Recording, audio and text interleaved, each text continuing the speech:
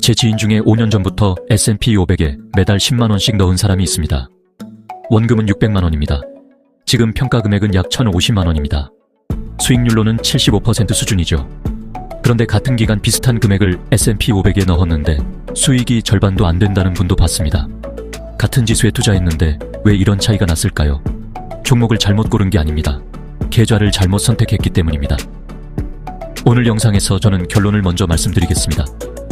초보자라면 연금저축펀드 계좌 안에 국내 상장 S&P 500 ETF를 담는 방식으로 시작하는 게 현실적으로 가장 유리합니다.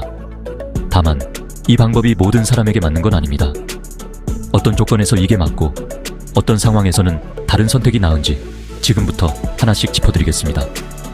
S&P 500에 투자할 수 있는 경로는 크게 세 가지입니다.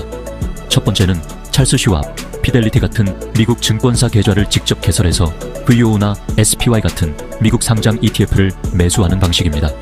두 번째는 국내 증권사 앱에서 환전 후 미국 ETF를 직접 샀거나 TI가 미국 S&P 500처럼 국내에 상장된 ETF를 원화로 바로 매수하는 방식입니다.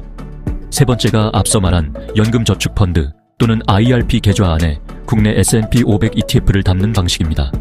세 가지 모두 S&P 500을 추종한다는 건 같습니다. 차이를 만드는 건 세 가지 기준입니다. 진입 편의성, 세금 구조, 그리고 20년 후 손에 실제로 쥐는 금액의 차이입니다.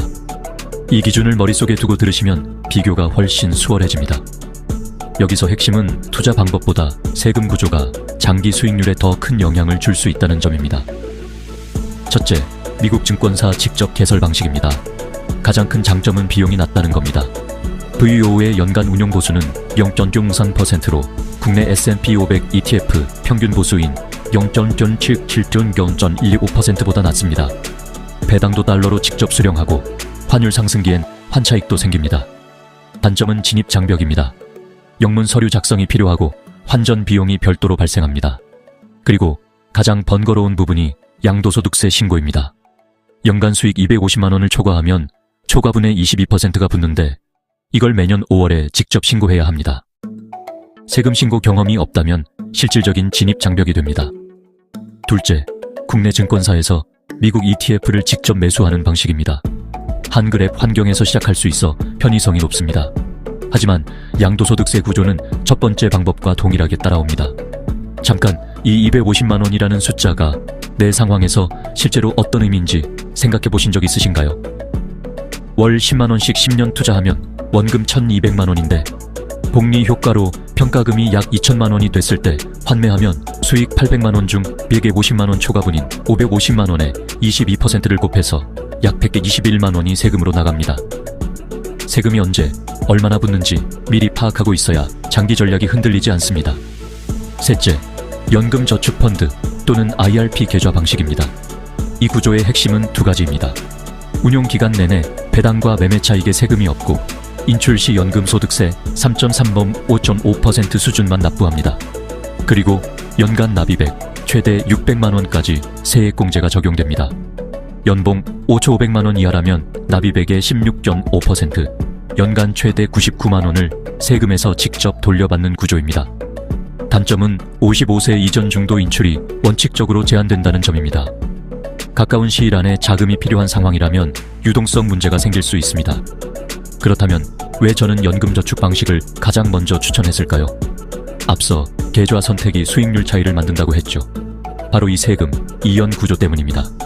같은 S&P 500을 사더라도 과세 시점을 수십 년 뒤로 미루면 그 사이 세금으로 나갔어야 할 돈이 복리로 계속 굴러갑니다. 실행 단계는 이렇습니다. 국내 증권사 앱, 삼성증권, 미래에셋, 키움, 토스증권 어디서든 괜찮습니다.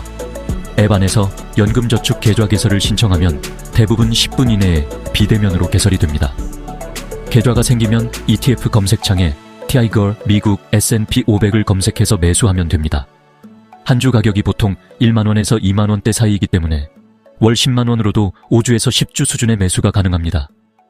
증권사 앱마다 자동이체와 자동 매수 기능을 제공하고 있으니 설정해두면 이후엔 신경을 크게 쓰지 않아도 됩니다. 마지막으로 주의사항 3가지입니다. 첫 번째, 연금저축 계좌는 세액공제를 받은 납입금과 수익에 대해 55세 이전 해지 시 16.5%의 기타 소득세가 일괄 추징됩니다. 당위 자금을 이 계좌에 넣으면 오히려 손해가 날 수 있습니다. 두 번째, S&P 500은 분산된 상품이지만 단기 급락 구간은 반드시 있습니다. 2020년 코로나 국면에서는 두 달 사이에 약 34% 하락했고, 이 시점에 불안해서 매도하면 손실이 그대로 확정됩니다. 장기 보유를 전제로 하지 않으면 이 방식의 효과는 절반도 발휘되지 않습니다.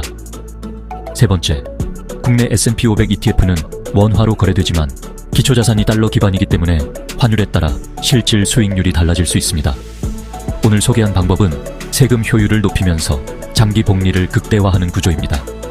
그런데 만약 지금 3년에서 5년 안에 목돈이 필요한 계획이 있거나 유동성 확보가 최우선인 상황이라면 이 선택이 맞지 않을 수 있습니다. 여러분의 지금 상황은 어느 쪽에 더 가깝습니까?